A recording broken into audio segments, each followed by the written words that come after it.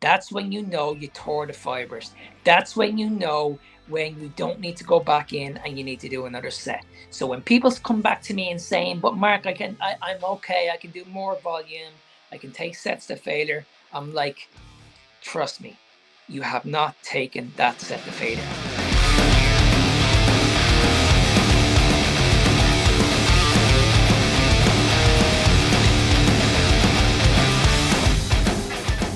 Howdy, everybody, and welcome to episode 214 of the SupersetYourLife.com podcast, your weekly workout motivation to fuel your life inside and beyond the gym.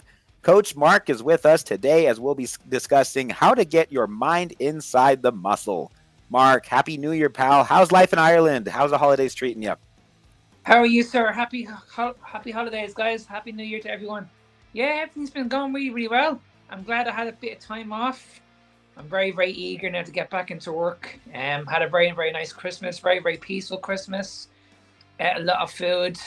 Didn't train at all over the Christmas. Just spent an awful lot of time with the family. How about you? Yeah, very, very good. Stay on your meal plan, stay on your workouts, all that stuff.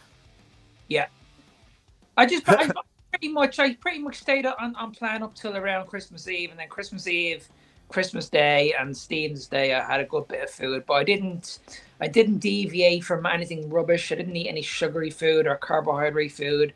I just ate more of basically carnivore foods. Pretty much. On Christmas Day, I had 4 ribeye steaks. Um, I made 2 keto bricks, so I don't know how many calories I had, but I had a shitload. Let's put it that way. I had a lot of food. A lot of food. Awesome. Yeah, I definitely went a little overboard on Christmas Eve and Christmas Day too.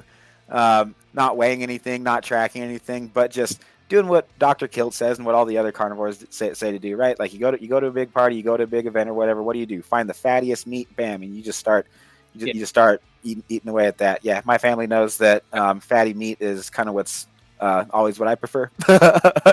And then like whenever I eat, see, we've had pork the last couple days actually, and so I've been trying to be pretty much red meat, water, salt every day, minus minus just like whatever we're eating when we go out or whatever everybody else is eating at the party. Um, but I've been kind of, I don't know, just I've noticed every time I'm away from red meat, I don't care if it's eggs, I don't care if it's chicken, I don't care if it's pork. It's like I feel okay the next day, but I just prefer being on red meat. Yeah, I was actually going to say the same thing. Like Christmas Day, I had no temptations at all to eat chicken or turkey or ham or anything like that at all. I had an urge just for eating steak. I don't know what it was. And even that morning, like I usually wake up in the morning and I'll usually fast for a couple of hours because I'm not really hungry. But I chose on Christmas Day, like I'm just gonna eat pretty much whenever I feel like. So I woke up that morning, I had a fry, I had a few eggs, a few bacon, a few sausages. Then I think I ate five. I think I ate about 5 times that day, and then I had a ribeye about 2 hours later. Then I had a big massive feast for me dinner. All I had was pretty much ribeye, and then as I said, I made my own keto bricks.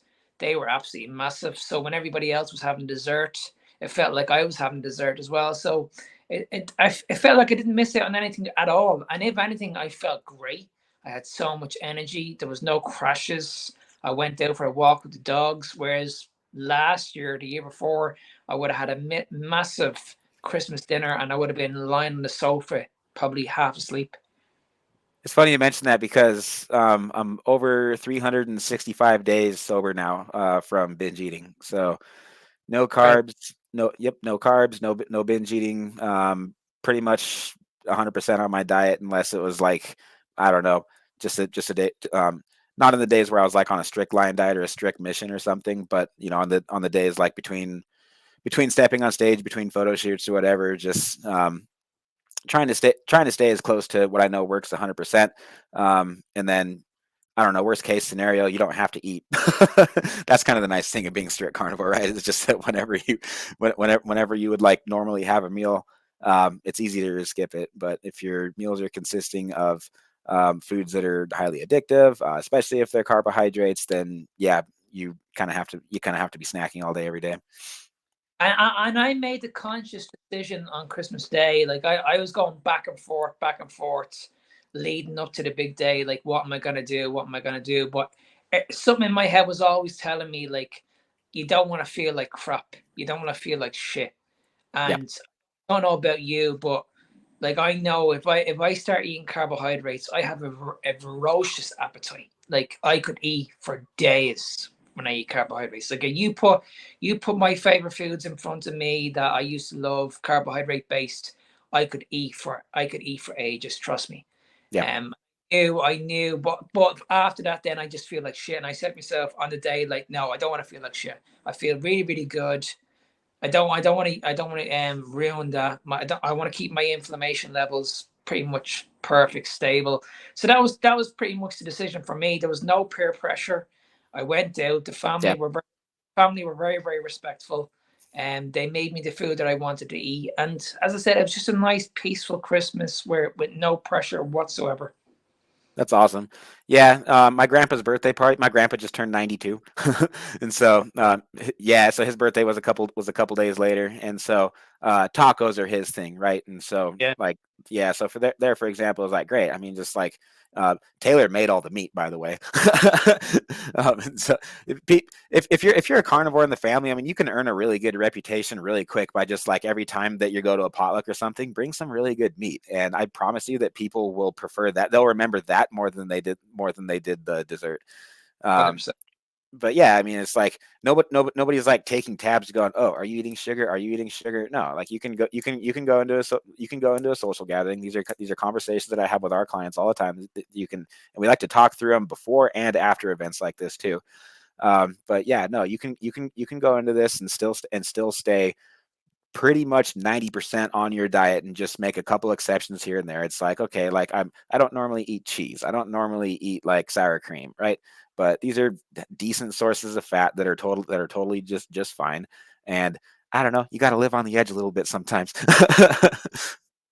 Absolutely. Yeah, I was the same. I mentioned that to pretty much everybody before Christmas Day. I was like, okay, like I mentioned on the podcast or on Carnivore Coaches, I was like to everyone, okay, this is your choice.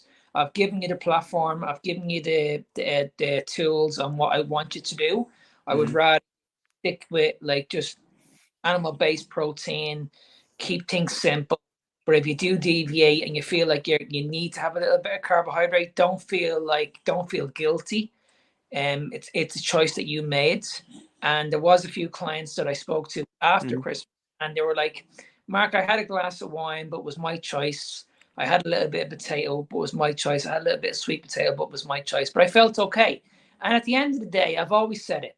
If you're on a diet or you're on a program that you can enjoy for the rest of your life, well then if it works for you, then by all means do it. And if you Yeah, feel like I need to have a little bit of sweet food with my family on Christmas, well, who am I to say you can't? right. Yeah. You know what I mean? Absolutely, 100%. Love it. Beautiful. You mentioned wine a couple times. Yeah, if I did sin at all over the holidays, it was definitely that. But you know what? I'm never. I don't know. It's not like it was before I was carnivore. Like 5 years ago, I loved beer. I loved alcohol. I loved hard alcohol. And now it's just like I have to choke it down, and then I'm kind of sorry that I drank it a half hour later. And I say it every time, but I don't know. It's just especially when I'm around my family. None of us abuse alcohol, but it's just something. It's very much part of the social experience, and so I'm into it. I'm a fan of it. I'm a good sport, and then kind of done drinking for I as long as I can until the I next one. I don't think we should ever be in a position in our lives where we feel guilty about having anything in our life. Like if you're into Right. alcohol, having savory food or sweet food, I mean, I know there's an awful lot of people out there that are strict carnivores and that's what they Yeah. enjoy. I all Cocaine might be an exception to that rule, but I mean, other than that, I think most other things in life, yeah, in well, moderation, you're probably okay. absolutely. Well, in saying that, I put up a post today about sugar and cocaine and the similarities, and a lot of people got back onto me today, and they was like, "Oh my god, I didn't actually think that sugar was so powerful." And you're right; it's actually like cocaine, and it's like I'm so addicted to this, and I don't even realize it. And it's amazing that, um, but we're catching up pretty much where you guys are. I mean, I know in America and maybe in Europe, and there's an awful lot of carnivores. But as I've said many, many times, where I'm living, nobody, and I mean nobody, unless it's somebody that I'm working with, knows about carnivore. They might have heard about keto, and then if you mention the word keto, like the keto police come out, they're like, "Oh my God, don't take keto because fat is going to kill you." But when it comes to carnivore, and you're saying to people like, "All I do is just eat meat," and they're like, "But you don't eat any potatoes." No. "But you don't eat any vegetables." And I'm like, "No." "So you just eat meat?" Like, "Yes." And Yeah. it's like, is there something wrong with you? And I'm Yeah, like, like that's how cats eat, that's how dogs eat, that's how lions eat, and yeah, they're at the top of the food chain, and so are we, yeah. right? So yeah, that's how I eat. What do I need potatoes? I've never seen my dog eat a potato. What's that? I've never seen my dog eating a potato. Yeah, yeah. You know what I mean?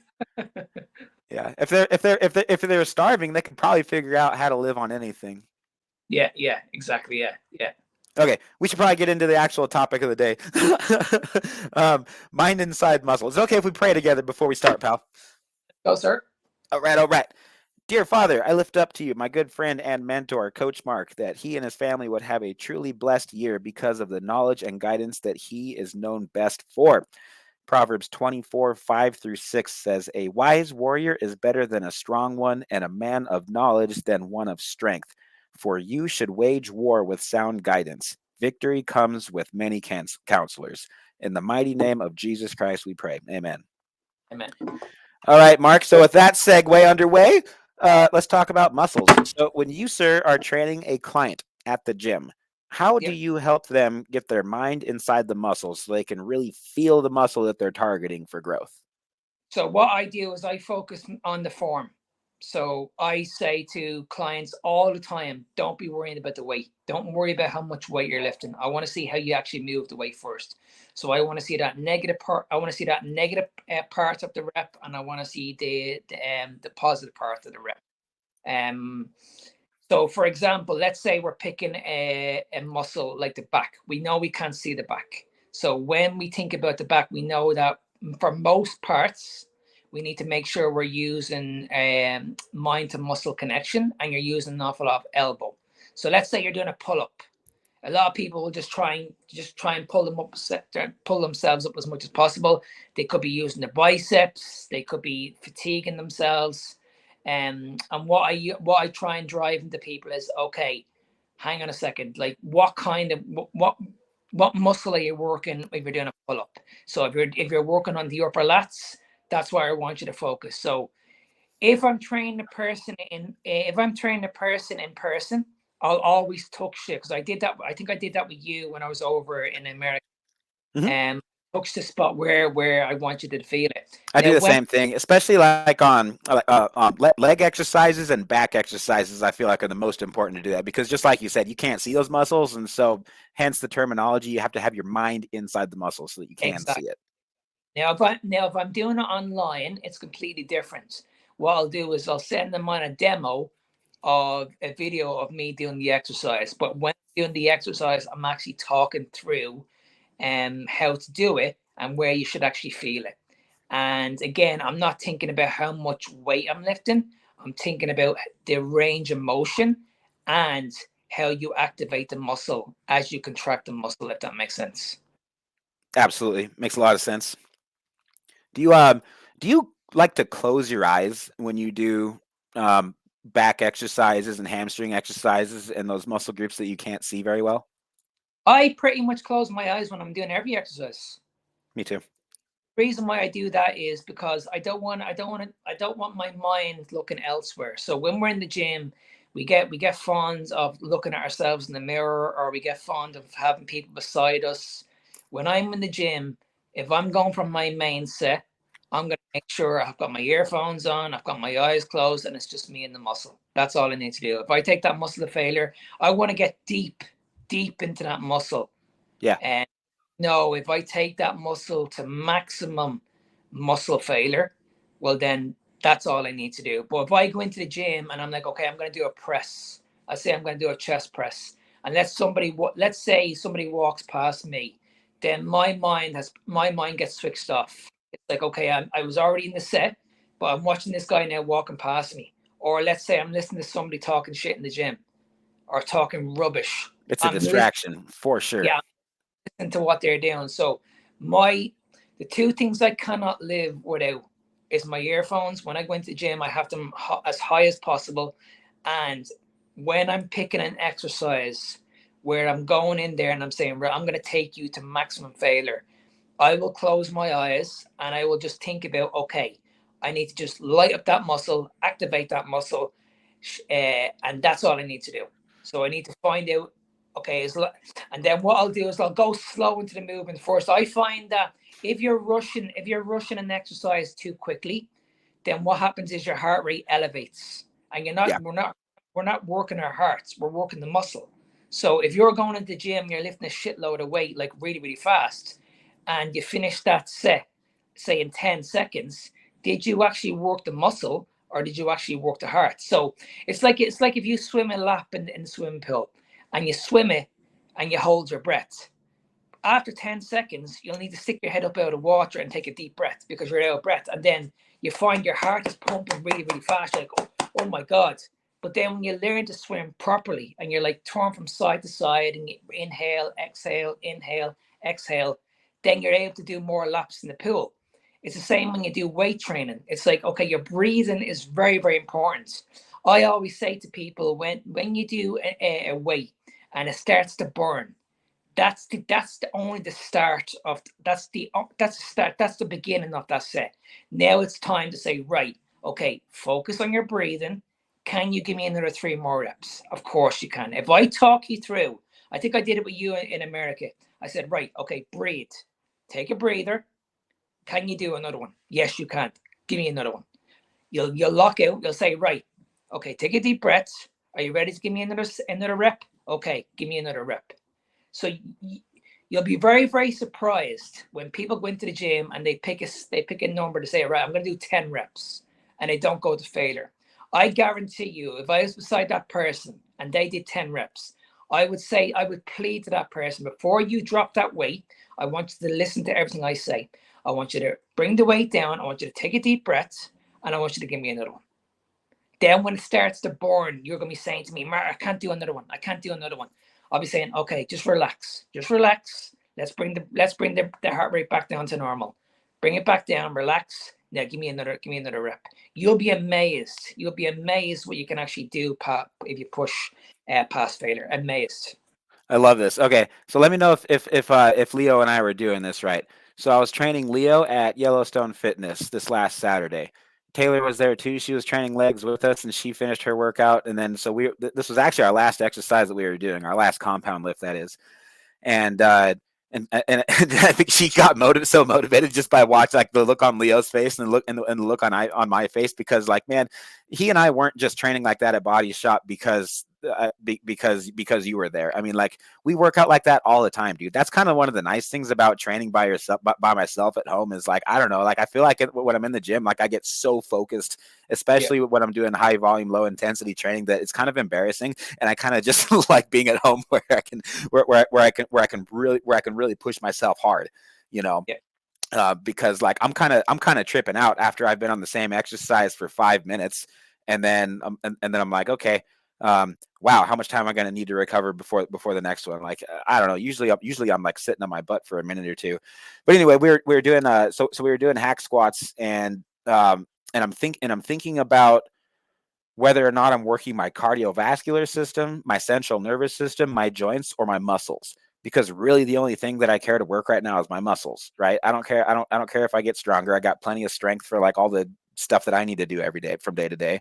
I don't need to be any bigger for self-defense because I got an AR-15 for that. But so we did our couple light warm-up sets and our couple of heavy sets, and then he was gonna do his failure set. So then I had him do as many as he possibly could, and then we took the weights off as many as he possibly could again.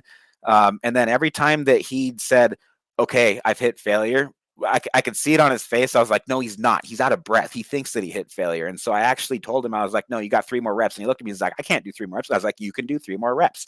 because I remember that when we were at Body Shop, especially when we were on the pendulum squat, you, Yeah. I thought I hit failure 3 or 4 times. You're like, no, you got another couple reps. And you wouldn't let me lock out my legs either. And so I had to keep them under tension, but it gave me an opportunity to catch my breath. And so my cardiovascular system had a quick break, but then my legs were still able to go. And so so we were using those pauses here and there. It was also a drop set. And so the pauses, kind of happened by accident too. But yeah, even when he was just doing body weight, I'm like, no, you're telling me you can't do 5 more with just your body weight, and he'd been on the machine squatting for already 3 minutes straight, and so, so I kind of got in his face and I got after him. I was like, no, I'll help you if you can't get it all the way up. And I like barely touched the hack squat, but he was able to get it all the way up. And then so Taylor threw in, and we basically did the same thing with her too. It's like every time that she thought she hit failure, I think that's when, as a coach or as a training partner, you got to step in and you're like, no, your muscles are still fine. You're just you're either out of breath. It's more weight than you've done before. And so just like in the back of your head, you're like, well, this is normally when I would stop. And this is like how much I've always curled for 12 reps anyway, if you're doing biceps curl, for example. But I think, I think you're really selling yourself short. Yeah. And I'll give you a perfect example of this is what I did with you when I was over in America. So we did the leg exercise where you pretty much lie down and you push the weight up. What's that one called? Vertical leg press. Yeah, so we went on that one, and I know when I went over, Colt is a big guy, he's very, very strong, and I remember walking into the gym, and I think Colt put 200 pounds on that machine. Yeah, and I remember looking at him, and I was like, okay, he can lift this, but we did a set, and we were finished it in about 10 seconds. So I think he managed to get 6 reps, and I looked at him, and I was like, okay. You did 6 reps, but you didn't fatigue the muscle. There's nowhere you didn't actually go anywhere near fatiguing the muscle. So we dropped the weight down by, I think it was like, I can't remember. I think it was like 80 pounds. I think I had 60 on each side. I think it was 120.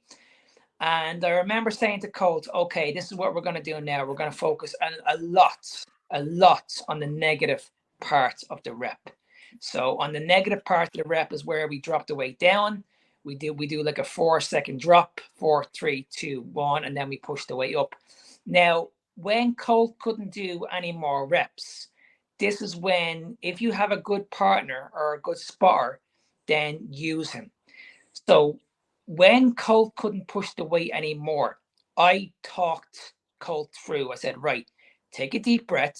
Now give me another rep. Now, Colt thought, because I said to Colt at the time, I'm going to help you push that weight up. But what Colt didn't realize was he could see my hands going on the platform. But what he didn't realize was I didn't actually put my hands on the platform. God damn it, you liar. But in his mind. But I do the same thing. I'm just giving you a hard time. That's a good coach. That's exactly what you do when, like, we don't teach anybody to do a barbell bench press, right? There's way better exercises for your chest if you're a bodybuilder. But if you're doing a barbell bench press and you're and because I get asked to spot people at the gym all the time, right? So a good spotter. I do this even if I don't know the guy. I'm like, all right, I'm helping you. Go, push. I'm helping you a lot. I'm not doing crap. My finger's touching the bar. That's it. Because if you're going into the gym and let's say someone's doing a bench press, and they can rep up, but you grab the bar and you're lifting 20% of what he's lifting, is he actually doing that on his own? No, he's not. So right. I always have this debate with people in the gym. Like, if you cannot lift that fucking weight, then why are you even trying it? Like, because what you're doing is you're actually asking me to lift the weight for you. I'm not here to lift the weight for you. You're the one that's meant to be lifting the weight. So when I did it with Colt, I was saying to Colt, okay, I'm helping you here, but he had no idea that my hands weren't actually on the platform. I was just guiding him through. So he was getting really angry, and he was like, okay, Mark is telling me to do another rep. He's going to help me with that extra 5%. But because I told him that, and he couldn't see me actually holding on the platform, he could do another rep. So this is what I'm saying. Before your body goes, your body will tell you, okay, I've had enough. But your brain will always tell you, hang on a second. Yep. I think I have 1 or 2 more here. And you'll be amazed. I've had people in the gym that that would do 10 reps and they're like, Mark, I couldn't do another rep. I'm telling you now, Mark, I couldn't do another rep. Yeah. I've had these people do an extra 8 reps. Yeah. Now, And training this way, dude, sorry, just one quick thing. Training this way, it trains your brain. It makes you a tougher person. It gives you just thicker skin, man. Like when you push past pain, and when you're actually in pain your workout, and you're forgetting about how much weight you're lifting, you're forgetting about who's watching, but you just close your eyes and you shut off and you forget everything else in the world, and you just focus. It's just you and that muscle, and that's the only thing that exists on that planet. Like when you can get to that level, that's when you know that you're training with your mind inside the muscle. Exactly. And this is where people are going wrong in the gym, because this is where people are doing volume after volume after volume, because they're not taking the muscle to true muscular failure. I'm telling you, when I see people are shaking, the muscle is shaking, I can guarantee you that person will come over to me and say, Mark, there's not a hope in hell you're going to get me to do that again. Yeah. Not a hope. and it makes perfect sense. It's like, okay, if you take that muscle to both eccentric and concentric failure and your legs are shaking and you come out of that, not your heart rate really, really high, like your muscles are shaking, you can't even walk. That's when you know the muscle has been damaged. That's when you know you tore the fibers. That's when you know when you don't need to go back in and you need to do another set. So when people come back to me and saying, but Mark, I'm okay, I can do more volume, I can take sets to failure, I'm like, trust me, you have not taken that set to failure. And when people send me on their videos, the first thing I look at is their facial expression. And I'm like, hang on a second, you're not even out of breath. Yeah, that's when no pain. that's when you and Jonathan both called me out on Instagram. Actually, I was like, okay, guys, is this what it looks like to train to failure? And I was proud of it. And then Jonathan was like, no, not even close. You had at least 5 more reps, and I was pissed off, and so I just made sure I got 5 more reps next week. Oh, okay, that's how it actually felt. Yeah, okay. I watched that video and I was like, he's after doing very, very well, but It was there's better, but it wasn't. no But it wasn't on that level yet. nowhere near. Yeah. Yeah, I think most of the complaints that I got from we've transitioned. I would say I'm looking at my desktop right now. Probably like 80% of our clients to high intensity, low volume training. And the first complaint out of everybody's mouth, this is probably my bad as a coach, is everybody was like, okay, my workouts are taking an hour and a half. Like they're taking longer because they weren't used to the two light warm up sets, the 2 heavy warm up sets, and then 1 set to failure. Bam, that's it. And you pack up and move to the next exercise. Like if you're still treating it like sets and reps, and you're trying to superset everything, and you're trying to just make sure you get all the volume in, that's a horrible mentality. You got to forget that mindset, and you need to move on to the new mindset, which is, okay, I'm using this exercise for what purpose? Leg extensions, for example. All right. If you're seated, that works the pump. When you lie down, if you can lie down in the machine, I can on mine. That stretches out the entire thing, and so you can work the entire range of motion. And then you can do partials, and you can hold the stretch at the bottom just a little bit, and then maybe finish with burning out with some reverse leg extensions. That's what I did today. But there's always something that you can do to push it a little bit further. And when you think about it, when you think about why people spend so much time in the gym, like people think that when you see somebody warming up, they'll do like say 12 reps on a leg extension. Then they'll look at their watch for about a minute while they're resting. Now, in my mind, when I'm in the gym, like the last thing I'm doing, especially when I'm doing warm-ups, I don't need to rest. Mm-hmm. I don't need to rest. I'll only rest when I'm doing my main set.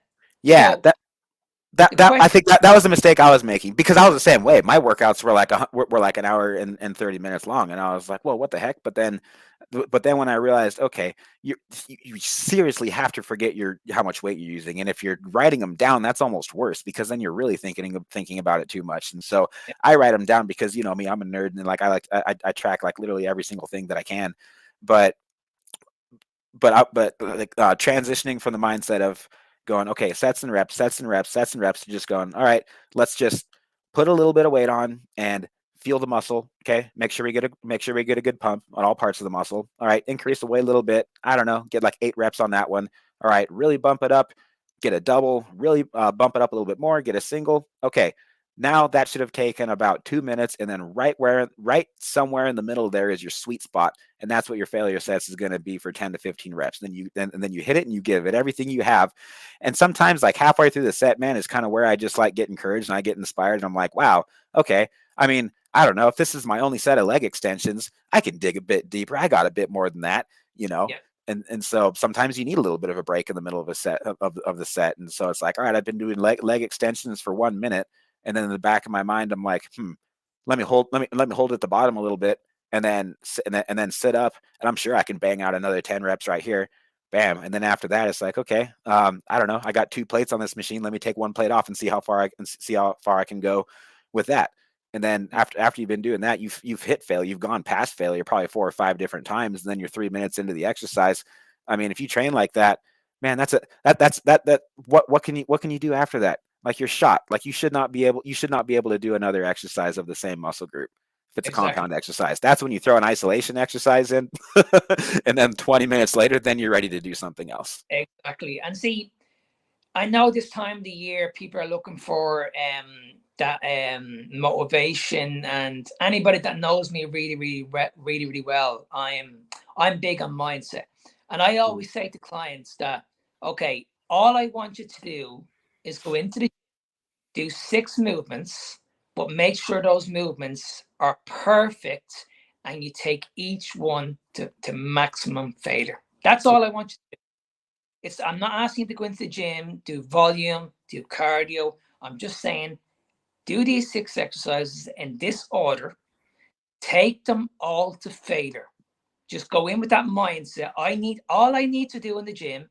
Marcus told me just do 6 exercises, but I need to make sure I nail every single one of them. That's all it is. Don't complicate it. Don't talk your way out of it. Don't make it too easy for yourself. If you feel like you're going into the gym, like we spoke earlier, you're just lifting weight, all you're fucking doing is you're just increasing your heart rate. We're not here to increase your heart rate. We're not here to do cardiovascular fitness. We're here to build muscle. If you want to work on your cardiovascular fitness, work more on your needs. Do more throughout the day. Do your walks, clean up at home, wash the dishes, play with the kids, walk the dogs, whatever. That's when you can focus more on your needs. If you're into running, by all means, do it. If that's what you like doing, do it. But when you're in the gym, your main goal is to improve your body composition. That means you need to get strong. Now, when people think of getting strong, the first thing they think about in their head, the only way I'm going to get strong is I lift an awful lot of weight. That's the wrong attitude to have. Anybody that's telling you that, or you're watching all these YouTube or influencers telling you all this, guys, it's bullshit, because you're not them. Like, I can't go into the gym and lift what Colt lifts. It's just not possible. But I can train as hard as Colt, if that makes sense. That's all you have to do.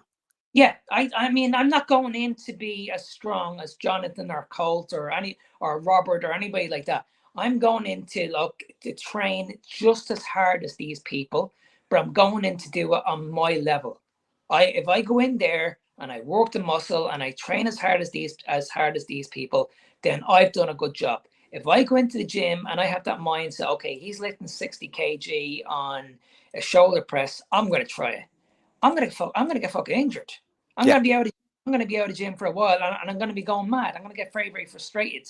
So that's why it's very, very important that if you're intimidated going into the gym and you don't know what you're doing, this is where a coach comes in, because a coach can guide you and say, listen, you don't need to do this yet. Let's focus on these parts first, and then let's build you up to that stage. And then you can say, right, okay, this has been a process for me. I can see exactly now how I'm getting stronger. I understand now how I want to make sure I'm getting stronger by moving the weight properly. Yeah. If you move properly, and that's how your body grows. Your body doesn't grow by just lifting a lot of weight in the gym. That's a power lifter. That's completely different. Yeah, Yeah, absolutely. And just for the record, I don't think anybody should try to lift as much weight as Robert Sykes does. when he when he was yeah, so when he went to compete, this is right before he got his WNBF pro card at Worlds. So he stayed the night at our place. That was like the coolest thing ever because he's like a celebrity to me, and a friend, but like still like a celebrity at the same time. But he was lifting circles around me. We did a full body workout, and every single exercise that we did, he for sure lifted more than me, and he was about 3% body fat at the time. Yeah. Incredible. Oh, Incredible. nobody in that gym had ever seen a physique. He for sure. I would bet $1,000 of my own money that he has the best physique that has ever stepped inside that gym, man. I mean, there are some good physiques in that gym, but yeah, nobody had seen Robert. No. Okay. Let's see. You said something earlier about closing your about closing your eyes when you work out, and I thought all that was wonderful advice. I just kind of wanted to see what you thought of this. I don't know. Taylor kind of gave me a funny look when I said it, but as a musician, I've always had this saying that is when you close your eyes, you see sounds you couldn't hear before. Mhm. And so it's true, man. It does something to your brain. Like there's a reason why so many of the best musicians of all time are deaf. I mean, like Edgar Winter, right? One of the best saxophone players, one of the best keyboard players in the world. Those are my two instruments that I studied back in the day. Now as a bass player, getting back into music, um, practicing for an hour or two a day, basically just like whenever I have spare time for it.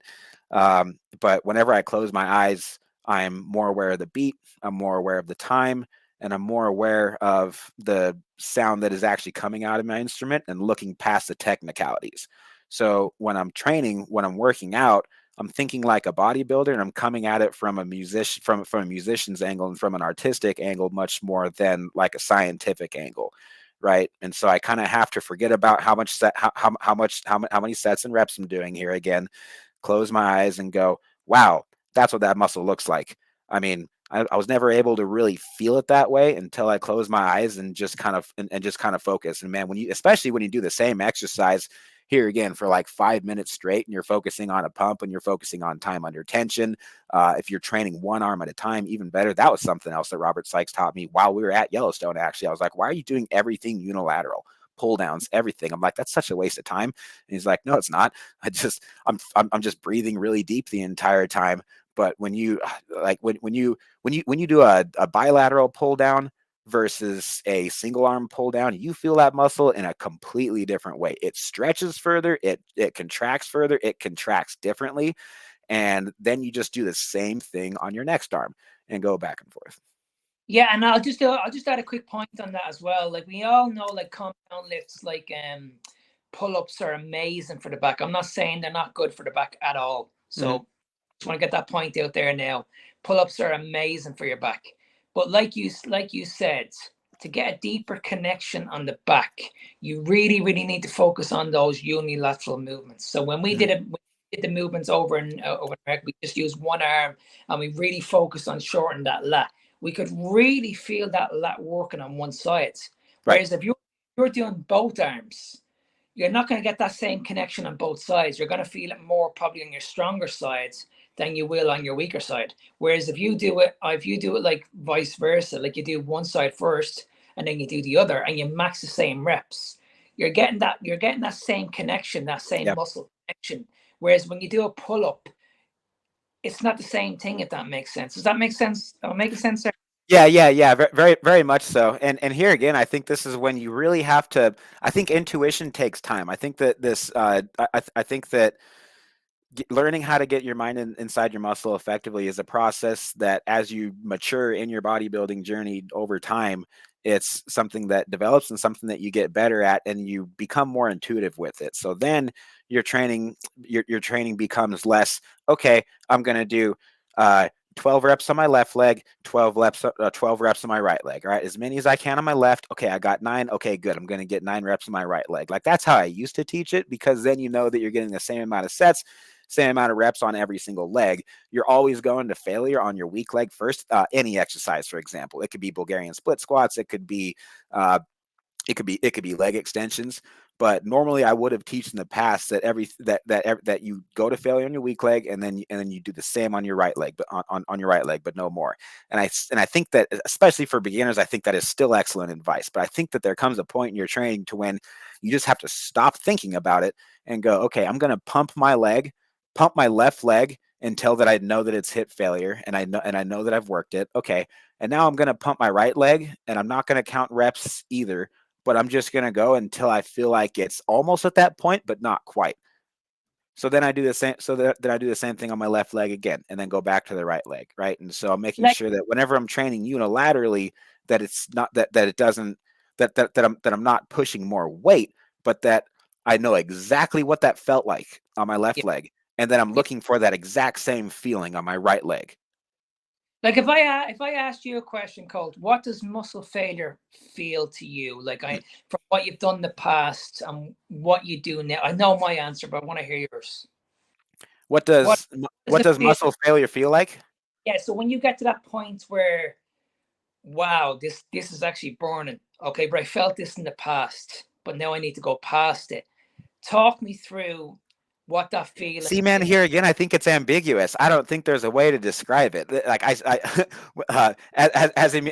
here again, when you close your eyes, you see sounds you couldn't hear before, right? And so I don't know, when I see that muscle shape, and when I'm closing my eyes, and when I feel like I've hit failure, it hurts, it burns. At the same time, it feels good because it's never really felt like that before. Yeah, so for me, I say muscle failure is like blowing up a balloon.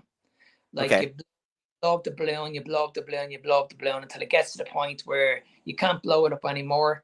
And if you do, it's going to burst. That's when you probably add partials in at the end. So when I'm doing it, I'm like, okay, I'm pumping the muscle up. I can't use it anymore. But when I get to that stage where I can't physically lock out anymore, that's when I'll add the partials. That's when I'll say, well, okay, I can add a bit more in. But then at the end, what do I need to do at the end? I need to stretch the muscle. So there's three phases when I'm doing a lift. Yes. Good. I like where this is going. It's a good topic. So let's say I'm talking you through. I'm sitting on a machine, a chest press machine. So the first start of the movement is where I'm going to go for the negative. I'm going to do the eccentric and the concentric part lift. So basically going up and down, up and down, up and down. I'm going to focus more on the eccentric. I feel that when you're doing the rep, the eccentric press should be the slowest. That's when you're lowering the weight.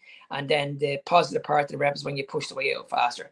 Now, when I can't do any more, a lot of people will say, right, okay, I'm done. I'm finished. No, that's when you need to hold onto the machine, push out those partials. Yeah.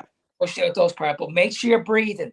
Don't be focused on your heart. Don't think about, okay, I'll get another 20 partials and then my heart rate starts increasing. No, just get another 5 good reps. Now, when you can't do anymore, that's when you need to hold a static hold because you're still strong. Because you've got to understand, you may not be able to push the weight out anymore, but you're still very, very strong in that static position. Right. So the worst thing you can do is let go of that weight. So that's why I'm a massive fan of time under tension.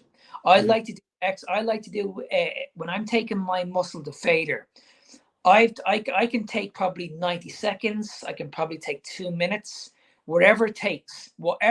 I'm not thinking about how many reps I'm doing. I'm just thinking how much damage and how much tension can I seriously put on this muscle to the point where when I get off that machine, I know I can't go back in and do it again. Yeah. That's it. Absolutely. Love it. I'm not thinking about reps. I'm not thinking about sets. I'm just thinking about how much tension, because that's all the muscle knows. The muscle only knows how much tension you are putting on that muscle. That's it. Everything else that you hear about muscle building is a fad. I guarantee you. Everybody else is different. Everybody else can go into the gym and they can focus on strength. And I'm not going to be one that comes on here and says, okay, that person's way of training is wrong, or that person's training is wrong. There's no right way and there's no wrong way.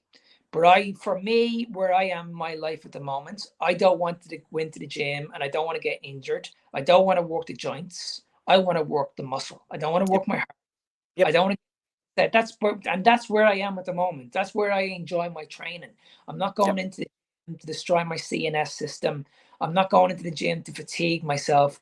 I want to make sure I'm doing this for the next 30 or 40 years. And if I can do what I do and I enjoy it and I'm making progress out of it, well, then nobody's going to tell me that I'm doing something wrong.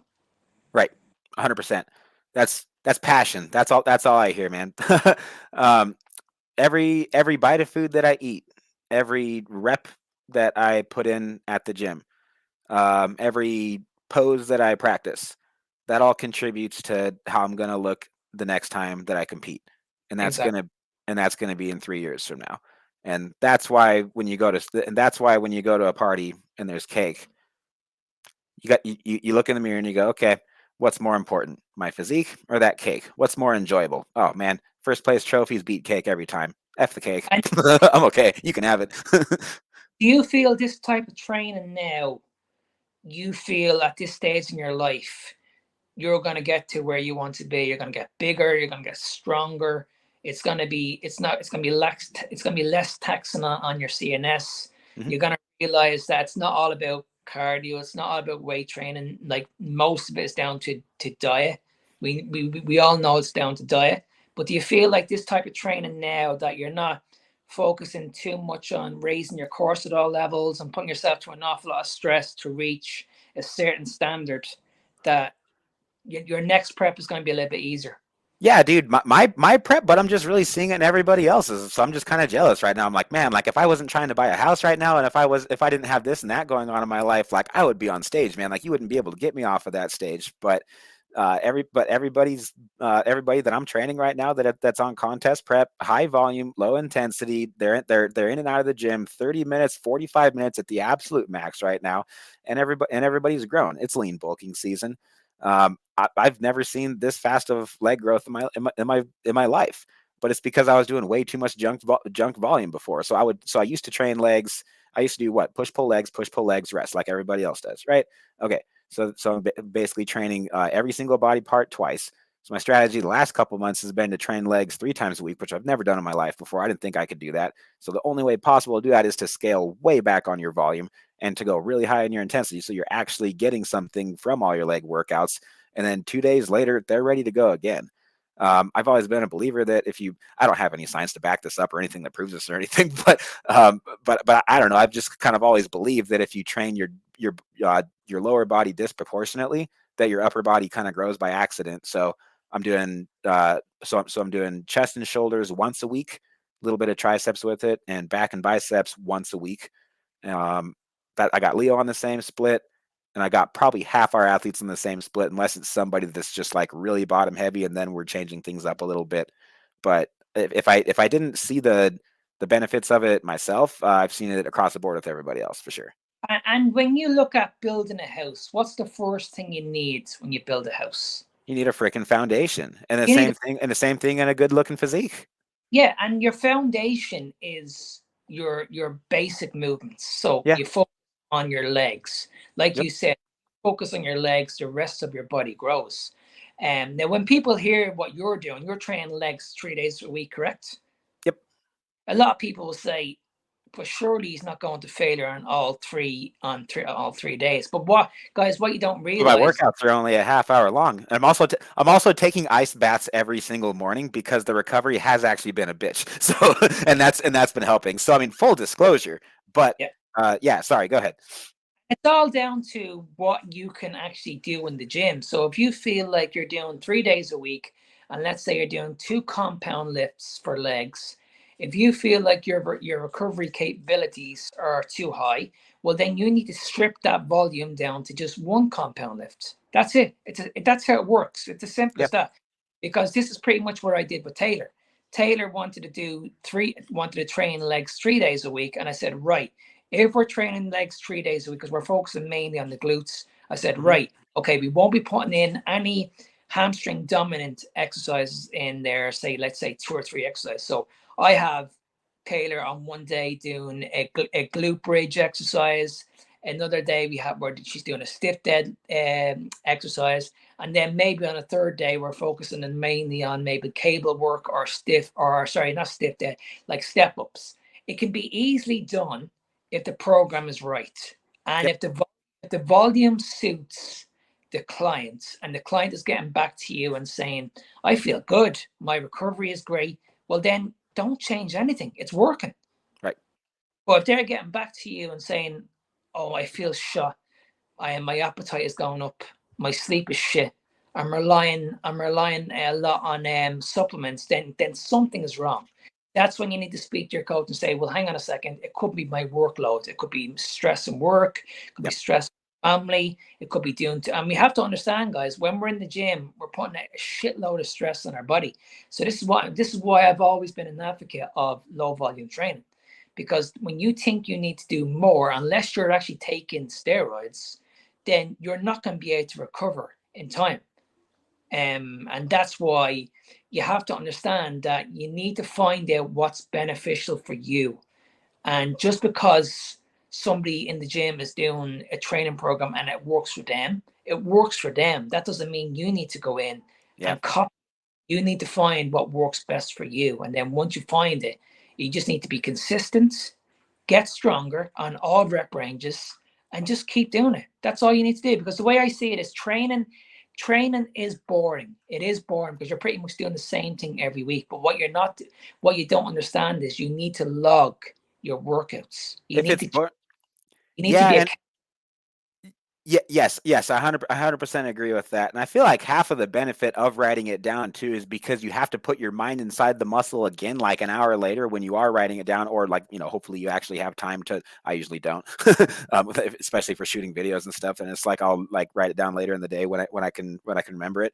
But kind of going back over it too, it's like you relive those exercises again and go, okay, wow, oh crap. Why didn't I do these two back to back? And then it's like you think about it in a different way because now you can see it visually on paper, and it's different than just being in the moment and and just training by yourself. But anyway, I wanted to run this one by you too. You were talking about not everybody's workout has to be the exact same, and how it works for one person might not work for somebody else. I think obviously genetics play a big factor in that. Here again, another analogy tying it back into music. Jaco Pastorius is the best bass player of all time, right? Like not a lot of even musicians, especially bass players, would argue that. He had big hands, dude. He was able to do stuff on the bass guitar that a lot of people have attempted to do, but unless you're like literally genetically gifted, they're not able to do it. And so music is an art, right? That's what I learned in college, is that if you're it's helpful to copy someone to a T, and it's helpful to copy their methods, and so you can learn from them. But at the end of the day, you need to be making art with that instrument. And I feel like bodybuilding is the same thing. I think that too many people view it as a sport. I think too many people view it as a science. And I mean, personally, especially at shows, the posing routines are always my favorite part, because half the time I don't even agree with who got first and second place. It's like, oh, first place is this guy. I'm like, wow, okay. I mean, I don't know. I would have picked the other guy. Whatever. All right, let's see the posing routines. That's when the artistic part of it really shines too. And so, bringing it all back, I think that if you're copying somebody else's training technique to the T, if you are following it exactly the way that they're doing, I think that's a great way to get started. But at the end of the day, you need to figure out how your body's different than them and focus on your strengths. Absolutely. And I think that's a good point. I think now, because it's the new year, everybody's like, okay, my friend is going down to do that spinning class. My friend is going down to do that boot class. I'm going to go with them.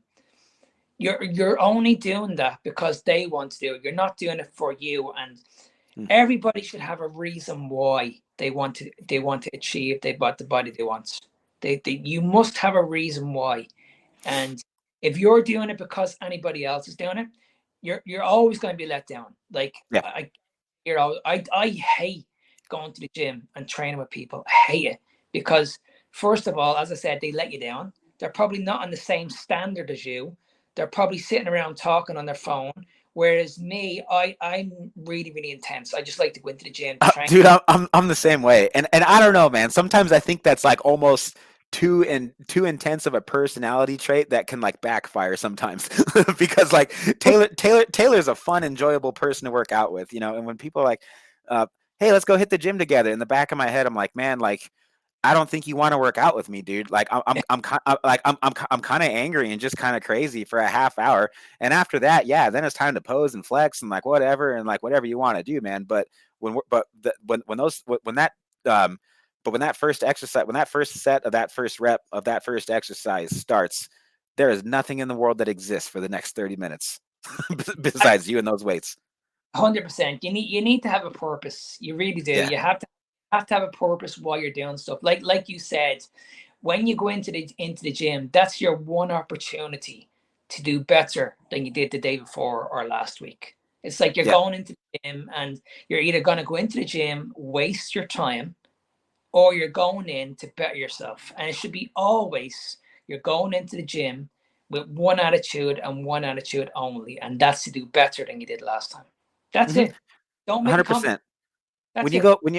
When you go into the gym, all you should see is a whole bunch of tools to be able to make your muscle do something. That's all it is. It's not a bunch of weights to see who can bench the most. It's not to see who can squat the most. It's to go, no, okay. You don't even have to use the machines for the design purpose half the time too, right? Like the isolateral pull down machine. I don't know. There's a seat on it, but I get a way deeper stretch if I'm kneeling. You know? Yeah, and the most important thing is just when you walk into the gym, block out all the negativity. Don't worry about what he looks like or she looks like or what he's lifting or unless you're competing against him, and then forget everything Mark said, and you need to make sure. I'm just kidding.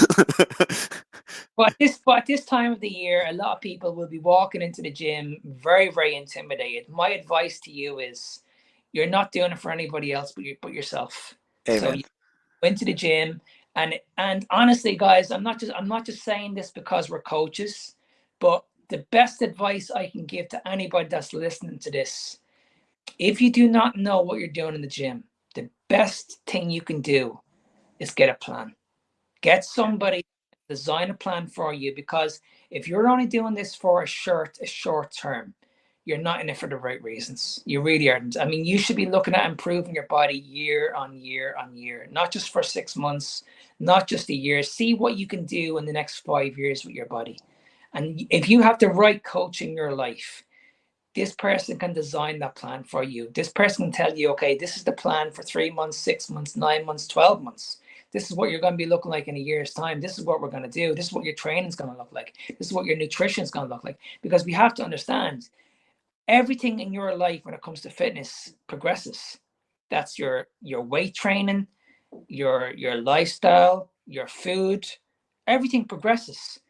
But if you're in a situation where you're chasing shadows and you're doing the same thing every year and you look the same, or you've gained weight and you're going back in January and you're going to do the exact same thing again, you're just wasting your money. And there's only so much time in your life when you're just going to say to yourself, you know what, I'm getting fed up doing this. I actually need professional help. Like if my washing machine was broken, I could probably fix it on my own. But I know if I get somebody out who's a professional, they can fix that machine a lot quicker than I can. Yep. You know, but if I go near the washing machine, I could probably fix it, but it'd probably take me hours to fix it. Same my car. If my car breaks down, instead of me going outside and trying to fix it, I'm going to bring it to a mechanic. These are professional people. These can get the job done a lot faster. And it's the same it's the same when it comes to your health. It's very, very important, guys, because at the end of the day, nobody wants to be in a situation where they're overthinking about stuff. We all have busy lifestyles. We all have kids. We want to make sure that they come first. They're the priority. So if they're going to be the priority, when you're overthinking this stuff about fitness, it can be a burden. And I don't know about you, Colt, but sometimes when you're doing fitness, it can be a lonely place to be. And when you have somebody in the background that supports you and gives you the guidance on where you need to be, trust me, you will get there a lot faster. Hey everyone, Coach Taylor Milton here. Welcome to SkullBells TV, the official YouTube channel of SuperSetYourLife.com, where you're going to discover a weekly upload of quick and easy to follow workout tutorials featuring Coach Colt, myself, or one of our athletes to keep your workouts fun, practical, and effective. Our family's latest keto carnivore recipes that fuel Colt's competitions and keep myself and our kiddos strong and healthy. Video uploads of the SuperSetYourLife.com podcast, now over 100 episodes. Your weekly dose of entertainment, education, and inspiration to fuel your life inside and beyond the gym, and much more. Last thing before we get into the video, we're asking a big favor from you. This has been working beautifully, so if you would please think of someone you care about that would benefit from this video, go ahead and smash that like button, click the share button, and text this video to them. That would mean the world to us. And while you're at it, make sure you hit the subscribe button so you don't miss more exciting content from SkullBells TV, because our team has lots of meat and lots of muscle coming your way, and I promise you won't want to miss it. When you hit the subscribe button, you'll see a bell icon pop up. You want to click that too so you're notified every time we release a new video. Thank you so much for the support. It means the world to us. Every like, share, and subscription helps our channel grow and supports our family's hard work. So thank you so much for doing your part too. That's all we ask. God bless you, and please enjoy this video. It's vitally important. But I would also say, if you are going to bring a coach into your life, the one thing I would recommend, highly recommend, is do your research first. Yeah. Don't just make sure you research the person who you're going to hire, because at the end of the day, it's an investment. It's coming out of your pocket, and you want to make sure that's the right person for you. It's a people person too. It's like if you don't like your coach, like, then don't hire him. You know, even if he knows what he's, I don't know. Like, do you want to work with someone you don't like for the next year? I don't. Yeah, we've all had. I've loved all the coaches that I've hired. No, I had still talk to this day. I had one coach in my life, and it was a nightmare. I followed this guy for years. I'm sorry, man. I thought our experience working together was pretty good until you said that. Jeez. No. You were my seconds. A prep coach, got it. Yeah. Now I brought this guy in, and I think I said this story to you before, but I'll never forget it. He wanted me in the gym for 3 hours a day, and he wanted me to do cardio first thing in the morning before work, and cardio last thing before I go to bed. So 5 hours training 4 times a week. It was unbelievable stressful, and I actually took this guy so seriously, and I actually did it. Okay, so that's why you write plans the exact opposite now, because you've been on the other side of it. You've been through all that crap. You've had a coach go, yeah, okay, you're gonna eat 5 meals a day, and you're gonna have to cook salmon, and you're gonna have to, and you're gonna have to have all these Tupperwares that you bring everywhere, and you're gonna have to do all this cardio, and your workouts and you're gonna be training 6 days a week. No, that is a horrible way to get started. Don't even go to the gym if you're just started from square one. Let your diet do all the work, and then when you feel like going to the gym because you lost 5 pounds your first week, but even though most of it was water, okay, then go to the gym and just do something. But yeah, man. I wish I had this knowledge 10, 15 years ago, because I would have took a different route on my fitness journey than where I am now. I'm at a stage in my life where family comes first, health comes first. So I'm very, very relaxed where I am in my life at the moment. Whereas with you're younger than me, you're eager than me, you've got that desire that you want to go back to bodybuilding. I wish I was at that age again, and I wish that I could learn what I know now, because back then it was just like I was running myself into the ground. It was very, very unrealistic. It's just something that I just highly, highly, highly recommend you don't do. Yeah, amen to that. One thing before going into, so I wanted to run by you this shoulder workout, and it's actually one that I've never written for anybody else, because I don't know how to explain it. I don't know how to put it on paper. The best way that I can explain it is just verbally, because I can't write anything down. Right? Like I don't even know how to track this. But this is the way that I've been training, certainly ever since we left Body Shop. And here again, I thought I was doing most of it right, and then when I really got the hang of it after you and I spent that time together, This is kind of what I come up with. This has been what I've noticed is that my shoulders have more shape, like they're rounder. Like I'm not seeing like any crazy strength increases or anything, but I'm just feeling a lot more shape than I had before. So I've actually gone. I mean, like most of my shoulder pressing before was, most of my shoulder work before had been all presses, more compound lifts, and here again, sets and reps. And so lately, I've actually kind of gone away with everything because I was actually shocked when you trained me at Body Shop how effective that shoulder workout does, and how effective it was, and how little pressing there was involved with it. It was like all variations of side laterals and ways of targeting the muscle, and way of targeting all three heads of the deltoid with more isolation exercises. And so so I don't know, I feel like it's helped my training so much that I kind of wanted to put it in my own words. So here it is. But one more thing on that is, sorry, I had a question on something that you said earlier. You would give a client 6 exercises to go into the gym with, and then and then by the end of that workout, that muscle that they were targeting should be shot, and they shouldn't have overtaxed their CNS or their cardiovascular system or anything else, really, right? Like that's the entire goal. Do you trust your clients and give them the flexibility to change the order of the exercises and kind of help them with how to do that? Because there's times where I'm like, okay, here's a plan that I wrote you, but I don't know. Like there's times where I've been doing the same exercises for 2 or 3 weeks, and then I'm kind of at that point to where I'm feeling like I should change the order up, or I'm feeling like, okay, to get better at this lift, then I should probably put that towards the front of my workout. I don't know. Do you give them flexibility to change up the order at all, or do you kind of want them to follow it like as gospel? No, I get people to follow it as gospel pretty much. So I'll give you an example. Let's say leg training. The reason why I don't start off with a compound lift is because that's going to be very, very taxing on the body. You're going to waste up most of the energy, and that's probably where you're going to get injured pretty much straight away. So I always start off with activation movements first. So I get as much blood into the hamstring as possible. I focus again on the hips. So before I do any pressing movements or any leg movements, I make sure the hips are warm. I make sure the hamstrings are warm. I make sure everything feels really, really good. Then after that, then I won't get them doing a standing compound movement because again, I want to focus on the hips, the lower back.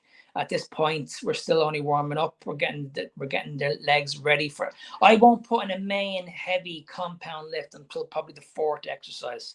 So if I say it to you in order, so let's say I'm doing a program for somebody that wants to grow legs. I'll say, right, okay, I want you to go in. I want you to hit the hamstrings, get them fired up, get them really, really good. Then we're going to go on the abductors. We're going to focus on the hips. After that, then we're going to go into a leg press. So that's going to be your first compound move, but it's going to feel very, very good because you're lying down. You're not standing up, so it's not going to really hit the CNS system. That's usually my first compound lift too. Yeah, so it's not going to hit the CNS system like a hack squat would do, or a squat would do. That'd be really, really taxing on the central nervous system. So then, hack squats for me are always at the end of my workout for that reason. Yeah. So I'm always so like for me it would be like basically the same leg press, and then like after that I feel like normally would be a good time to do leg extensions. I don't do them at the gym, so I do them at home instead. But like that, you could do sissy squats there, and then do Bulgarian split squats, and then finish with like a hack squat. Exactly. Yeah. So that's where when I'm doing a compound lift and I get someone to take it to failure, I know no point in putting them on another compound lift because their legs are absolutely fatigued. So now we're going to focus on an isolation. So we're just going to focus on pumping the quads up as much blood as possible. Yep. And then what's important is on that last compound lift, it's important that you don't need to go super heavy because we've already went heavy on the leg press. So by you going heavy on the hack squat or the squat, your form is just going to be shit. So focus more on time under tension, and then at the very, very end, just throw in a few calves, and then make sure that when you're training your calves, don't just do 4 sets of 12. So when I trained Colt, I did a method with Colt where we went up, we went down, and then we focused on the stretch. I've been And doing the same. I've been doing the same thing with Taylor and Leo, and especially like at the end of the drop set too, when we're using just nothing but just the machine, and how you made me focus on just holding the stretch at the very end, and I wasn't even and you just forced the machine down. You just applied a little bit of pressure so that I couldn't lock it out, and so it was forcing my calves to just hold that stretch position. They're not even holding any weight, but man, that burned like a mother effer. And then when you had Leo do the same thing, like he forcefully took your hand off of it. He like, no, he's like, no, it hurts too bad. Like, and I kind of wanted to do the same thing, man. yeah. Sorry, go ahead. And see, that's what I was mentioning earlier on about the 3 phases of the lift. Yeah. At that stage, when you have no weight on the bar and you're focusing on the stretch and you're fighting against me, what Colt is doing is he has his muscle in a static contraction.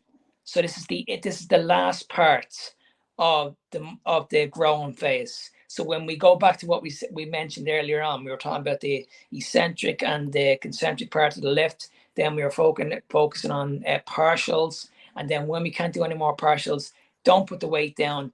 Focus on the stretch. Focus on that static contraction as hard as you can. That's when you're going to get the most muscle growth.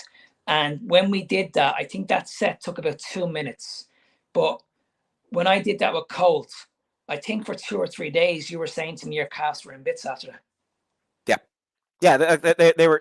And actually, the next 2 days, I had to go for a run, because for those who don't know, I do I'm not a fan of cardio, but I do enjoy doing one actually hour-long run. So it's about an 8 or 9 run once a week. And so I actually decided to do that the next day immediately after that, because my calves, like, I couldn't even move them. So I felt like it took that long to get blood going through them again, and like to get them to wake up so I could move them again. Yeah, that's what my calves felt like after working with Mark for the first time in person.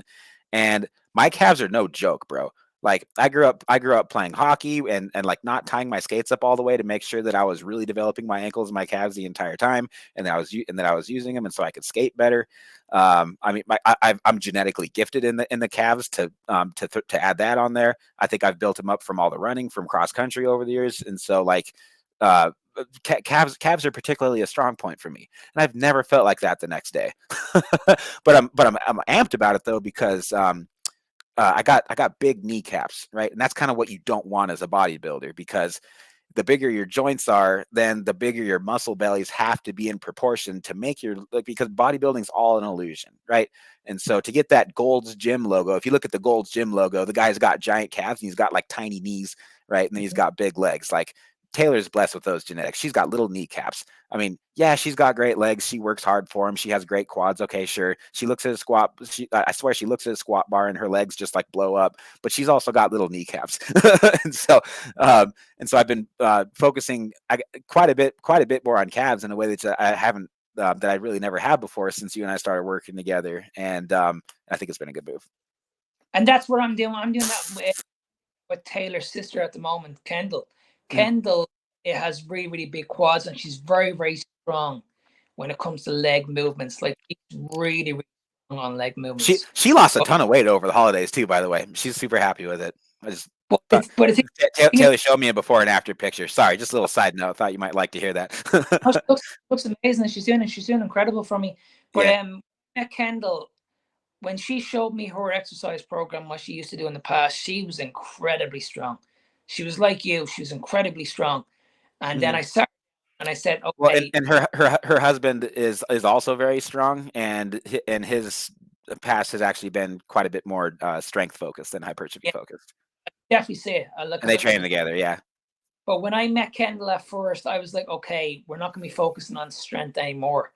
And it took a little bit of persuasion, because what we're doing in the gym now is we're focusing a lot on time under tension. Like, instead of focusing on the weight, we're doing an awful lot about time. Like, I want the sets to be really, really long. So we're stripping the weight down as much as we can, and we're making the set as long as possible.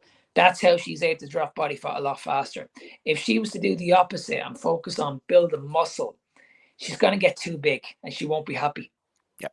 And for most women, they want to tone down. They don't want the big legs. They don't want the big frame. They want to just look nice and slim. So with Kendall, when you look at Kendall, she has this she has this frame. She's built with amazing quads like Taylor.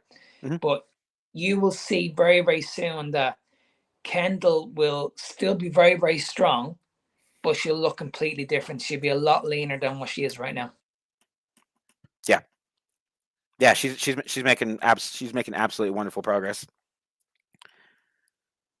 Side note, if anybody's looking for an excellent photographer, she took our family photos 4 months ago, and totally we have it's up in our living room right now. So I don't know if you knew that about her, but that's actually what she does for a living, and she's freaking awesome at it. And remember those photographs that were in Lisa's home where the armchair was? Did she do all Yeah. them? They're amazing.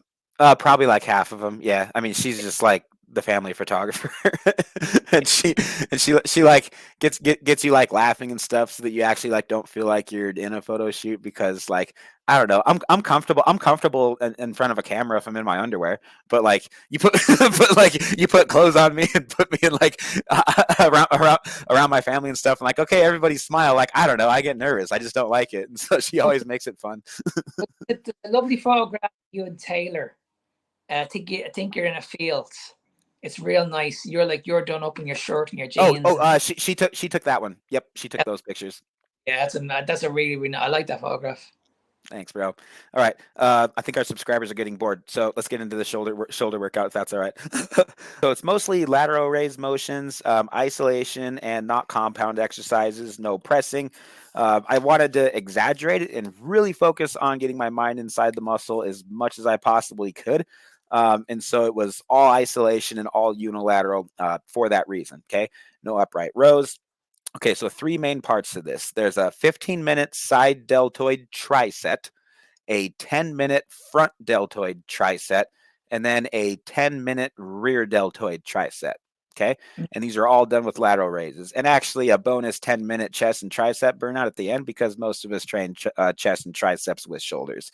But at any rate, here's the shoulder workout. So the rules for all exercises are unilateral training. So we're going to be working one arm at a time with all exercises, and no rest between sets. Okay. Slow, deep breaths are going to be needed here. Again, pace yourself. This will be painful, but it'll be rewarding. All muscles have 3 parts. Okay. We got to remind ourselves of this. There's a pump, there's the full range of motion, and there's the stretch. So hamstrings, for example, we were just talking about that earlier, right? When you do the pump, that's working the lower hamstrings. That is the biceps of the leg. It works the entire hamstrings, but it really emphasizes the pump. That's really what the purpose of like a standing leg curl is. And so then something that works the entire full range of the exercise. How about a deadlift? Okay, and then for the stretch, a stiff leg deadlift more specifically. So between doing hamstring curls and stiff leg deadlifts, most leg workouts should have some sort of variation of one of those 2 exercises. But anyway, so here again, 3 parts: pump, full range of motion, and stretch. All right. So each exercise modification will target one of these 3 parts of the working muscle. So a tricep, by the way, for anybody that doesn't know, it's like a superset. It's 3 exercises performed in a row without breaks. So we're going to perform 1 tricep per head of the deltoids, which are your shoulder muscles. Each tricep will follow this pattern.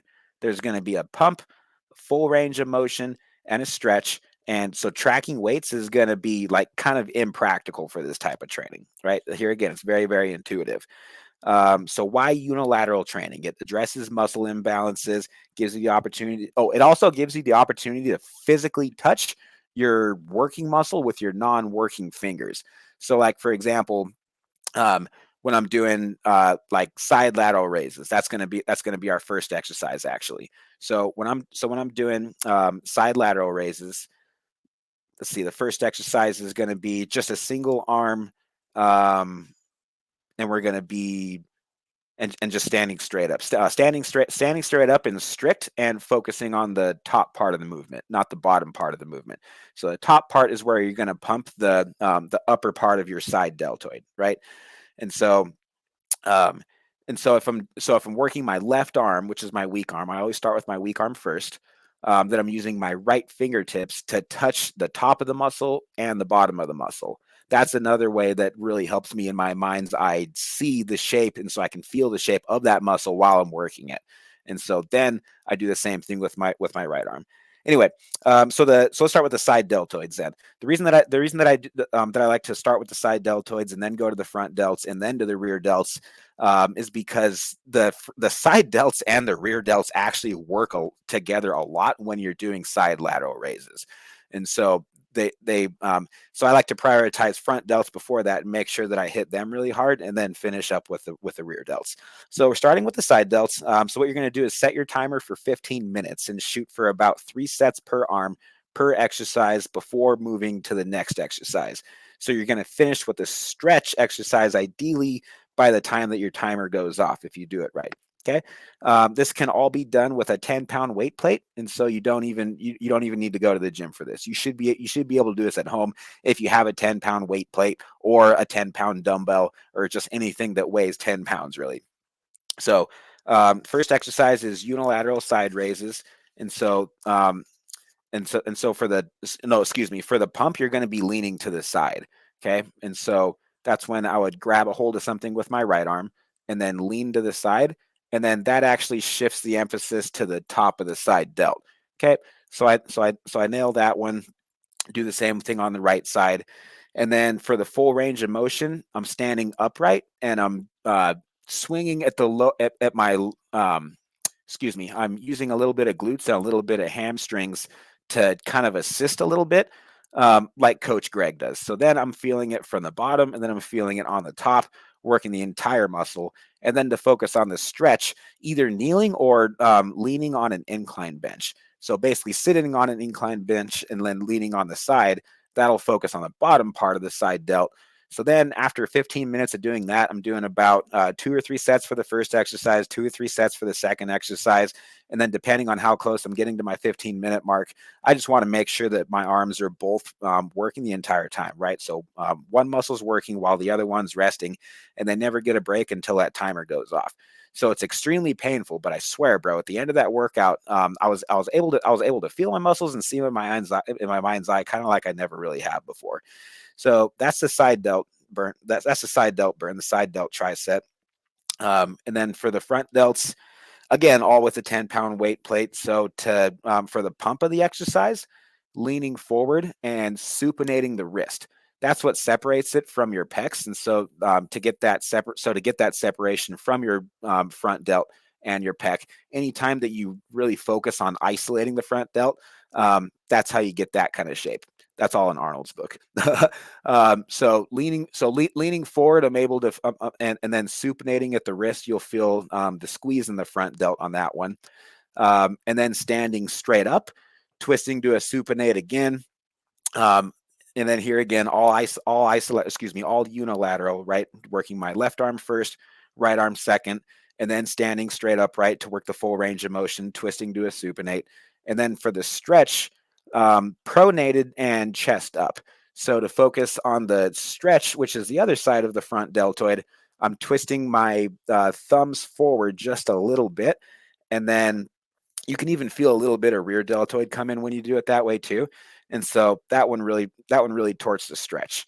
Okay, so we just knocked out the side deltoids and we knocked out the front deltoids in exactly the same way, and we're going to keep the same mindset going to the rear deltoids. Okay, so I'm going to sit on a bench and do for the pump a seated single arm bent over lateral raise, and so I'm going to twist from my thumb down to thumbs up.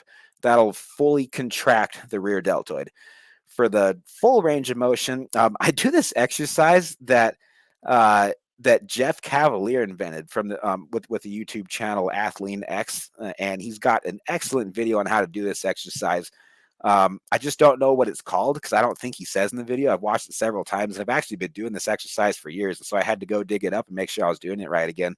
And I'll put a link to that in this podcast too. But what you're doing is I call it a supinated bent over high row, where you're supporting yourself on the dumbbell rack with one arm, and then you're very very very upright, and you're rowing the dumbbell but you're bringing your elbow out to the Yeah. side to make sure that you're not using any lats. Yeah. And so it actually really works the stretch, and it really works the contraction. I mean, that's probably the single best exercise I've found to work the rear delts through its full range of motion. I might put like a high cable face pull, if I was at the gym, but here again, I did this all at home. So that's the second exercise. And then the stretch is lying down sideways on a flat bench and then doing a bent over lateral for your rear delts there. And you want to keep a pronated hand position on that one, because your rear deltoids do two things. They supinate your wrists and they bring your humerus back, like in a rowing position.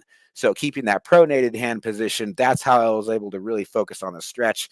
And then I burnt out on that one, just doing low partials and isometrics. So when you can't do the entire exercise, then just do as many reps as you can on the bottom. All right. So side deltoids annihilated, front deltoids annihilated, rear deltoids annihilated. And then to finish up, 10-minute chest and triceps burnout, 5 minutes single arm low incline presses with a dumbbell. So as many reps as I can on my left, as many reps as I can on my right, basically. Left, right, about 3 or 4 sets. Each should take about 5 minutes. And then for triceps, basically you have your pick between anything that stretches out the long head, because that's kind of what you're missing at this point. So you could do either a French press or a banded behind the neck pull apart. The one that I was teaching you backstage right before you stepped on stage to pump up your triceps with a band behind your head. That's a perfect one, because you're every single muscle in your body is just fried at that point. And so if there's one way to like really truly isolate the triceps, that's kind of my favorite way to do it. It's a band, so there's like no weight on it whatsoever. 3 or 4 minutes of doing that, they're screaming, and then usually I can't, and I'll just go until I can't pump anymore. So not counting reps, just going time under tension. And then from there, as many push-ups as I can do. And then from there, as many girl push-ups as I can do. I don't know. Sorry, that sounded kind of sexist, but like as many push-ups as I can do on my knees. And then the last thing is just to hold a push-up isometrically for about 20 seconds. So the results that I noticed the next day is that my shoulders felt round and full, different than any other day where I was focusing like more on pressing movements. Joints are 100% fine. Pecs and triceps are also sore. So training shoulders 1 time per week, very much like this for the last 2 months straight. Legs 3 days a week. Here again, I've been noticing increasing size and shape of my shoulders. And as a bonus, strength is kind of increasing too, which is not really the goal, because here again, we're focused on math. So that's pretty much it, pal. How is there something you would have done differently? Like it, don't like it? What's your honest opinion on it? Oh, I think it's good, because I think that when it comes to shoulder, especially shoulder training, you know that the shoulders and the calves can handle a lot more volume because it's such a small muscle. So when we look at the small muscles like our arms, bicep, tricep, calf, shoulders, for a lot of people these are actually weak points. So these can be trained more often, or they can be trained with higher volume. So yeah, when it comes to shoulder training, I'm not a fan of doing any pressing movements. I found in the past, from training people and training myself, I didn't get big shoulders from doing any pressing movements. I found I got big shoulders from doing isolation movements. Yep. Because when you do a press, it's so much triceps and it's so much traps, and it's a lot of other muscle groups than what you're specifically trying to target. Yeah, and don't get me wrong, like overhead presses are great, shoulder presses are great, but I just think that when it comes to isolation movements, especially for shoulders, and you're doing like laterals, frontal raises, and I think when you have that 3D look on your shoulders, well, that's why the rear delts are very, very important. And when you work the 3 heads and you really like fry them as much as you can, like you get them as much volume, less rest, fill the muscle up with blood. I think the most important thing as well is when you're doing a lateral raise, you don't need to go super heavy, because that's when you're going to be using a lot of momentum back and forth trying to lift the weight up, and you're going to be using other muscle parts to get that weight up as well, especially your lower back. Yep. I think if you are going to do it, there's a time and a place for it, because like that second exercise I was doing, like I'm cheating a little bit when I do it, right? Yeah. But I'm making sure that I'm getting a good contraction on the way up with that side delt, and then on the way down, there ain't nothing else lowering that weight except the side delt. Exactly. And I think that's why I get so many weird looks at the gym too. And you probably will if you start training like this too, because like you'll see me on the same exercise like, you know, for forever, and like half the time I'm not even lifting it. I'm just like lowering it like really, really slowly and making sure that the muscle's doing the work, not your joints. Exactly. And I think that's the most important thing is when you lift the weight up, you want to make sure gravity is not pushing the weight back down. Mm-hmm. And so especially if I'm doing any kind of lateral movement, I'm a bigger fan on doing it on a cable than I am on a dumbbell, because that gravity is going to push the weight down very, very fast. Whereas when you're on a cable, you've got more control of the motion. Yeah, I was gonna say, if you're at the gym, you have a lot more options. Definitely take advantage of the cables. This is what to do if you're at home and you literally have a 10-pound dumbbell and a 20-pound dumbbell. Bam, knock it out. There you go. But yeah, I wouldn't change anything. I would keep the volume as high as possible. I think if you're going to be doing these days, you can actually put these days in on your rest days, because you're going to be doing higher volume. And as I said, when it comes to these smaller muscle groups, these can actually handle more volume throughout the whole week. So if you train them properly, you could probably train your shoulders 3 or 4 times a week, and you still get really, really good size out of it. Because look, when you look at your shoulders, you only need probably 10 or 15 minutes of pure intensity, really, really pure intensity to get the job done. You don't need to go into the gym and do loads of pressing. You can leave that for your push day. And then when you are doing your push day, just focus mainly on your chest, because you've already fried your shoulders. So just focus on the chest. But yeah, I would be a massive, massive fan on laterals. I don't think you can go wrong pretty much when it comes to that. I also believe I think that workout was probably about 20% too long too. Now looking at it, I'm like, it's probably a little bit more volume than what I needed. But here again, I got away with it though, because I'm not doing a whole bunch of presses or compound lifts. It was just it was just muscle isolation the whole time. But see, what I would have done was, if I was doing those movements, I would be doing a time under tension method when it comes to the lateral raise. So I'll try and explain this. Is this going to be on video or is this going to be on audio? This is audio only. Okay, so this is basically what it's going to look like. So let's say you have so actually, you know what? No, sorry. That was the goal, but I just but no, this is definitely going to be on video. So if you want to show something, go for it. And if you're listening, it's on our YouTube channel, Skull Bells TV. Okay, so this is how I teach it. So when I had you in the gym, I had you wearing the strap, the ankle straps. So I'll attach. Yeah. Oh, and by the way, I got a client that's got Danielle Fisher. She's a pro bodybuilder. She's competing in figure and in fit body this year. She just injured her wrist, so she's doing like that on like all of her tricep work and and all of her back work. Like anything that anywhere where she can use it for her upper body, she's using it. But yeah, what Mark's describing, everybody, is actually an ankle attachment. Yeah, so basically I'll put the ankle attachment onto my wrist. Yeah. Now I'm gonna take the hand completely out of movement. So I'm gonna do this on a cable. Now what I'm gonna do here is I'm not gonna force the way up like that. So I'm not grabbing the cable, I'm not forcing the way up. What I'm gonna do is I'm gonna do a 4-second up, 4 seconds, and 4-second down. Now when I do 8 or 10 reps, my shoulders are on fire. But the good thing is I'm still in control of that weight because it's not heavy. I've made the weight heavy because I'm going slow. So I'm doing 4 seconds up, I'm squeezing at top, and I'm keeping the weight moving. I'm not doing any squeezing, I'm just keeping the weight. Nice. So when I get 8 or 10 reps, that means I know I can feel it. Now I know I can do another 10 reps. I'm gonna go until my arms are shaking. Now the good thing about lifting light is when you get to the stage where you cannot physically lift that weight up anymore, that's when the partials need to come in. So your half range of motion goes to there and goes back down. Half range of motion goes and back down. Then the static hold. The static hold is right there. That's when you're going to hold it. Now, I guarantee you, instead of doing like how much volume you're doing and how much set you're doing and how much time you're doing, if you did one set like that, the way I just explained it, I guarantee you will not go back in and do it again. But what I would recommend is you do that one, you do the frontal raise one, and you do the same method. Don't change anything. Do the same method, and then the rear delts. But what you'll do is you'll train these 3 days a week. So let's say the first one is a cable. Okay. Next one, you'll do cable frontal raises. Next one, you'll do a pec flex. You'll do a reverse pec deck. Right. That's day one for shoulders. You'll come in the next day. You'll do exactly what you did just there. You'll lean forward, out to the side.